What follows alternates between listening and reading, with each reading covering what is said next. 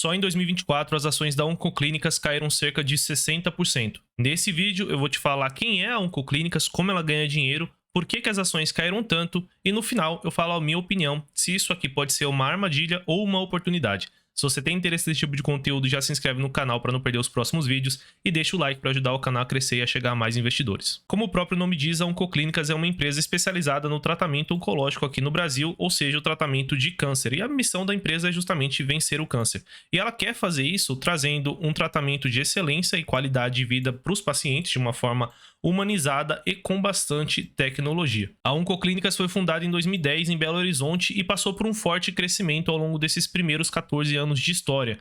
Alguns pontos importantes aqui da história da Oncoclínicas foi a entrada do Goldman Sachs como acionista minoritário ali em 2015, o que acabou impulsionando. É uma empresa que vocês vão ver aqui que ela cresce bastante através de aquisição, então já em 2013 ela estava fazendo fusões e ao longo da história dela aqui, ela foi fazendo expansão Greenfield, que são expansões orgânicas, e também fazendo várias aquisições e várias fusões aqui ao longo do caminho e até parcerias, por exemplo, aqui com a Porto Seguro e várias aquisições. Então é uma empresa que cresceu bastante, saiu de uma unidade em 2010 para 142 em 2024. Alguns pontos aqui importantes da história, como eu disse, a entrada do Goldman em 2015, e o IPO em 2021, que permitiu aí a empresa pegar mais capital ainda para impulsionar esse crescimento. Vejam que ela saiu aqui basicamente de 90 unidades para quase 140 no segundo trimestre de 2024. A Oncoclínicas é a maior companhia exclusivamente dedicada ao tratamento de câncer no Brasil. São mais de 2.700 especialistas em câncer na companhia, mais de 669 mil procedimentos nos últimos 12 meses e um market share de 8%.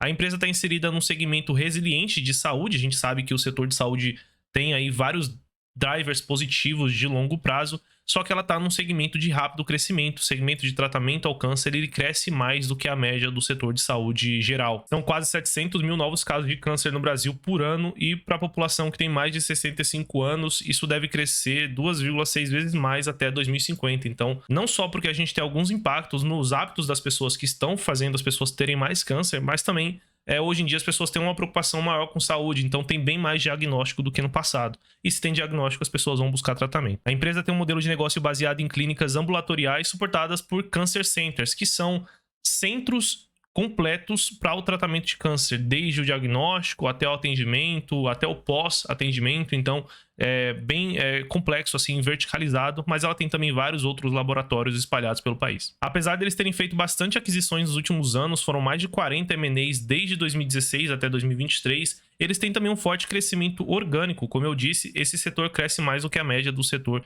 de saúde geral. Então foi um CAGR, um crescimento anual de 37% entre 2018 até o segundo trimestre de 2024. A Oncoclínicas é a única empresa especializada no tratamento oncológico que está presente em todas as regiões do Brasil. Aqui a gente vê o quanto que ela conseguiu diversificar desde o IPO. Lá em 2021 ela tinha 69 unidades, mais focada aqui no Sudeste e no Sul do Brasil. E ela vem aumentando a participação no Nordeste e também no Centro-Oeste, e já entrou aqui no Norte. Ela tem concorrente sim, por exemplo, em São Paulo, tem outras clínicas, mas um grupo que atenda em todas as regiões. A Oncoclínicas é a única que consegue fazer isso. Já falando alguns números aqui da empresa, ela tem uma receita dos últimos 12 meses de 5,8 bi e um crescimento de 13 vezes desde 2015, muito por conta das aquisições, mas também com um crescimento orgânico. Esse setor cresceu demais nos últimos 10 anos. E o EBITDA ajustado cresceu mais, então a empresa conseguiu ganhar eficiência ao longo desses anos. O EBITDA cresceu 39% ao ano, enquanto que a receita cresceu 35%. E o EBITDA dela anualizado aqui de cerca de 1,1 bilhão de reais. Mas por que então que as ações da empresa caíram tanto nos últimos 2 anos? Basicamente, o maior motivo que explica a queda das ações foram as aquisições. Foram sim positivas para o negócio da empresa, então com as aquisições que ela fez desde o IPO, que são todas essas listadas aqui, e parcerias também, mas principalmente aquisições, ela teve uma ampliação do alcance dos serviços. Então, por exemplo, quando ela faz a aquisição aqui da Unity, ela pode ter um tipo de tratamento de câncer que ainda não tinha dentro do portfólio da Oncoclínicas, então ela aumenta o portfólio de serviços e de tratamentos que ela oferece para os clientes. Tem ampliação também de parcerias com planos de saúde, então ela faz uma aquisição aqui, por exemplo, dessa Oncobio, que tem uma parceria específica com a Notre Dame, por exemplo, e aí ela agrega isso dentro do serviço ali e da empresa Oncoclínicas. Também a exposição de liderança da empresa, querendo se tornar e consolidar o setor, e ela está fazendo isso. A gente viu que ela chegou ali a mais ou menos 8% de market share. Quando ela fez a IPO, se eu não me engano, ela tinha perto de 5%, então ainda é um setor muito pulverizado. Sem contar, obviamente, que todas essas aquisições contribuem positivamente para a receita da empresa, então ela vende mais por conta dessas aquisições. Mas claro que para fazer essas aquisições a empresa precisava de dinheiro, e em 2020, antes de fazer o IPO, ela estava com uma dívida líquida sobre EBITDA, uma alavancagem de 6 vezes. Claro que aqui a Selic estava baixa e estava ajudando as empresas que estavam endividadas, porém ela fez o IPO, pegou o dinheiro do mercado e já correu para fazer bastante aquisição, então rapidamente a alavancagem dela saiu ali de pouco mais de uma vez EBITDA, passando ali, chegando quase 4 vezes EBITDA aqui em 2022. E como a gente sabe, a Selic subiu nesse período, então a dívida da empresa começou a pesar bastante e o resultado de juros começou a fazer com que a empresa passasse a dar resultados cada vez piores ali na bottom line, como a gente chama, né, no lucro, inclusive dando prejuízo. Inclusive dando prejuízo aqui em alguns trimestres de 2022 e mesmo com a receita crescente, o resultado, o lucro líquido da empresa basicamente não sai do lugar ali desde 2021. Para tentar equalizar um pouco melhor o balanço da empresa, eles fizeram um aumento de capital recentemente de 1,5 bilhão de reais. O problema é que lá para maio de 2024, que foi quando esse aumento de capital foi aprovado, a Oncoclínicas valia cerca de 4 bilhões de reais aqui no máximo. E como eles levantaram esse 1,5 bilhão, foi uma diluição ali de cerca de 35% a 40% dos acionistas na época, o que também destrói valor para quem era acionista. Então as ações caíram bastante. O normal, a gente gosta que uma empresa ela faça aumento de capital justamente quando as ações estão subindo, o que não foi o caso aqui da Oncoclínicas, né? Caiu bastante aqui desde o IPO, a gente consegue ver, ó. Caiu aqui, vamos tentar achar maio de 2024, tinham caído aqui cerca de 60%, né? Então ela fez esse follow-on para captar esse capital, para estruturar o balanço, não necessariamente gerar valor, e diluiu bastante os acionistas. Então, como isso foi precificado, as ações caíram mais ainda. Um outro motivo que pode explicar um pouquinho dessa queda pode ter sido o short que a Apollo Capital fez nas ações da Oncoclínicas lá em junho de 2023, que veio essa notícia a mercado, com uma carta da Apollo Capital apontando ali várias inconsistências ou lançamentos que eram feitos no balanço e na DRE da Oncoclínicas que eles não concordavam muito, alegando que tinham números inflados ali no resultado da Oncoclínicas. Desde então, a própria empresa comentou que eles seguem a metodologia de contabilização respaldada pelas práticas do CPC, então não teria nada de errado. Eu, quando li a carta na época, realmente você não consegue encontrar assim, algo que seja feito de forma incorreta pela Oncoclínicas, até porque o CPC que determina como devem ser feitos os lançamentos de ativo intangível, que era o lançamento que a Apollo Capital acreditava que estava sendo feito errado, ele é um pouco abrangente assim, ele não determina quais casos exatamente que devem ser feito o lançamento da forma como eles devem ser feitos, então fica um pouco aberto para a empresa fazer como ela quer. Mas a verdade é que se a Oncoclínicas está lançando da forma que foi apontada pela carta da Apollo Capital na época, ela está sim fazendo com que o EBITDA dela fique maior. Então, por mais que não seja incorreto nem ilegal, a gente tem que entender que tem esse impacto. A empresa não está lançando uma despesa, os custos médicos que ela tem, alguns desses custos ela não está lançando como despesa, ela está lançando como um investimento.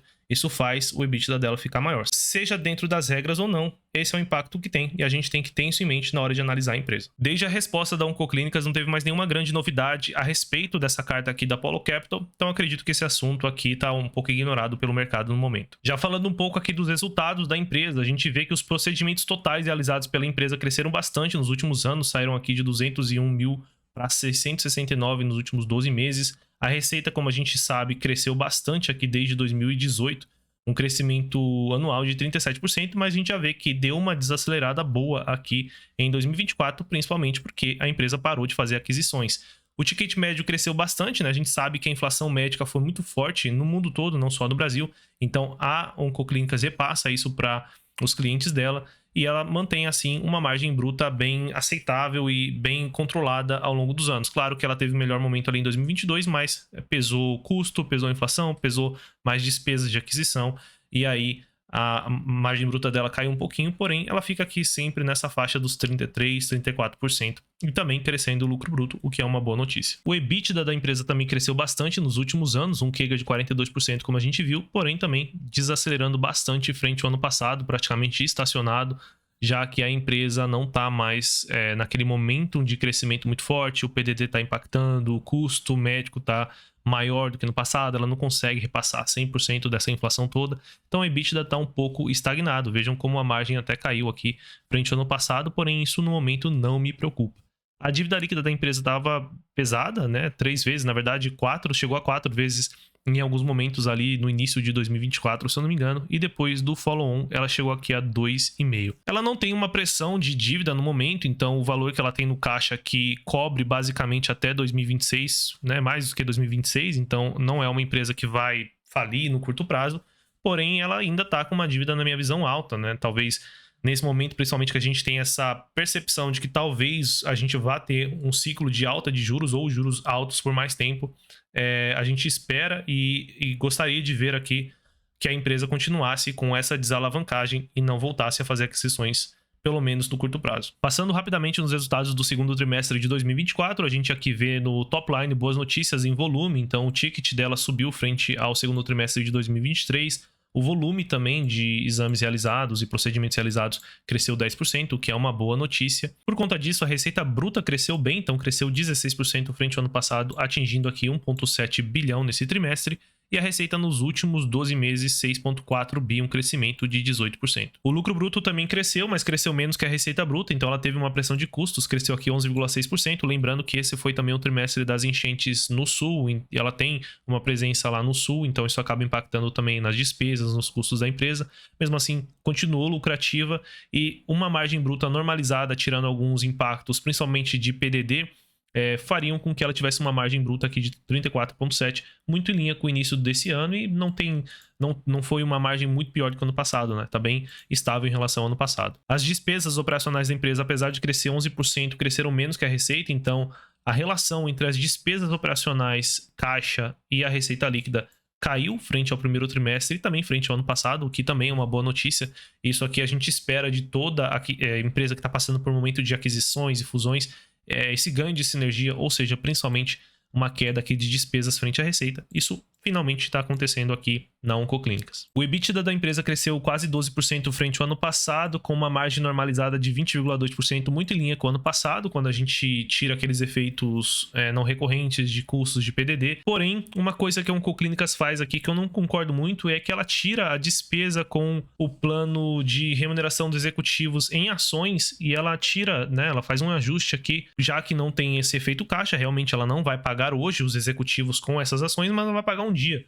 Então ela tira isso daqui da despesa. Eu acho que não faz muito sentido. As empresas nos Estados Unidos que fazem a divulgação desse tipo de resultado normalmente consideram na despesa e fazem um ajuste no fluxo de caixa. Aí no fluxo de caixa a gente vê que não houve essa saída e a gente vê esse ajuste, né? O que a Oncoclínicas faz aqui, eu não sei se faz muito sentido, não. Mais uma questão que foi apontada na carta da Apollo Capital, e nesse caso aqui eu concordo sim. Eu acho que a gente tem que incluir esse valor na hora de olhar o EBITDA da empresa. Mas como a gente vai ver mais para frente, não é tão significante assim e não tem tanto impacto, pelo menos nesse segundo trimestre de 2024. O lucro líquido da empresa, desconsiderando essas despesas que eles têm com o plano de remuneração dos executivos, cresceu 15% frente ao primeiro trimestre, porém ainda em queda em relação ao ano passado, basicamente por conta das despesas de juros que ela carregou ainda ao longo do segundo trimestre, porque ela não tinha feito ainda o aumento de capital. Acredito que já no próximo trimestre a gente deva ver um lucro maior em relação ao ano passado. De qualquer forma, tem outra coisa que me incomoda na divulgação dos resultados aqui do Oncoclínica. A gente consegue ver que o lucro operacional antes do resultado financeiro da empresa teria crescido frente ao ano passado, então conforme eu expliquei para vocês, o que impactou aqui e fez ela ter um lucro pior foram as despesas financeiras, os juros aqui que cresceram bastante em relação ao ano passado. E aí o lucro operacional antes do imposto de renda caiu 50%, e aí não tem como você salvar, realmente foi um resultado ruim na bottom line, ou seja, no lucro líquido. Porém, quando a gente olha aqui o lucro líquido da empresa, ela divulga 19 milhões no segundo trimestre de 2024 e 38 milhões no primeiro semestre de 2024. Porém, a Oncoclínicas, né, como eu mostrei para vocês no histórico dela, ela fez várias aquisições e também parcerias. E parte dessas parcerias, ela não tem o lucro total. Então, ela deveria trazer aqui, na minha opinião, no release de resultados, o lucro líquido que corresponde aos acionistas minoritários, acionistas da bolsa. Então, para você saber isso, você tem que ir lá no ITR da empresa, o que eu acho desnecessário, já que é uma informação que sim, o mercado sabe, mas a maioria dos investidores, pessoas físicas, não sabem desse tipo de informação, para você ver o real lucro da empresa. Então, quando a gente olha o lucro da empresa atribuído aos acionistas não controladores, a gente consegue ver que, em vez daqueles 38 milhões que ela divulga no primeiro semestre, foram, na verdade, 25 milhões. Esse é o lucro real da Oncoclínicas, o lucro líquido real da Oncoclínicas no semestre, e é esses números que você tem que utilizar para basear nos seus valuation, né, no PL, no ROI, no que quer que seja. Então, isso aqui pode estar impactando a visão de muita gente, achando que a empresa está mais barata do que ela está, porque acha que a empresa está lucrando mais do que ela está lucrando de verdade. E agora eu vou falar para vocês a minha opinião, se essa queda de 60% em 2024 é uma oportunidade ou é uma armadilha. Na minha visão, pessoal, ainda não é uma oportunidade. É verdade sim que as ações da Oncoclínicas estão relativamente baratas ou num preço justo, não estão assim muito baratas na minha visão. A empresa vale hoje aqui cerca de 3,5 bilhão de reais e ela tem um EBITDA aí nos últimos 12 meses. Lembrando que ele está um pouquinho aqui inflado, sim, mas vamos considerar o que está aqui de 1,1 bilhão. Então, uma empresa negociando aí cerca de 3 vezes o EBITDA dela, que é um preço bem aceitável. Tem outras boas empresas na bolsa que negociam esse preço. Então, a gente não enxerga nenhum grande desconto nas ações da Oncoclínicas. Lembrando que a empresa ainda precisa passar por esse momento de desalavancagem. Então, a gente prefere aguardar os próximos trimestres para ver como que ela vai lidar com essa redução de alavancagem, se ela realmente vai continuar desalavancando, chegando ali próximo a 2 vezes EBITDA mais por fim do ano, talvez 1,5 vezes já para o ano que vem, que eu acredito que aí sim os resultados vão ser mais sustentáveis e vão voltar a crescer. Pode ser que ao esperar, né, isso acontecer, as ações tenham subido, tenham precificado já um pouco dessa melhora, mas a gente prefere nesse momento no Brasil ser um pouco mais conservador e comprar teses que a gente tem mais confiança aqui da execução da gestão. Além de que a gente tem que olhar também no comparativo, quando a gente tem outras opções interessantes na bolsa e também no setor de saúde, que a gente inclusive está recomendando agora, que estão num preço muito bom, de empresas que a gente já conhece e já acompanha há mais tempo, não tem, na nossa visão, motivos para, no momento, se aventurar em Oncoclínicas. Lembrando que nada do que eu falei nesse vídeo aqui é uma recomendação de investimentos, mas se vocês quiserem saber as nossas recomendações, por exemplo, quais são as empresas do setor de saúde que a gente está recomendando no momento, seja para dividendos ou crescimento patrimonial, é só você clicar no primeiro link da descrição desse vídeo que você vai para um grupo que a gente envia lá cupons de desconto para você assinar o nosso plano anual com acesso a todas as nossas carteiras recomendadas. Se você gostou do vídeo, não esquece de se inscrever no canal para não perder os próximos e deixa o like para ajudar a gente a crescer e a chegar a mais investidores.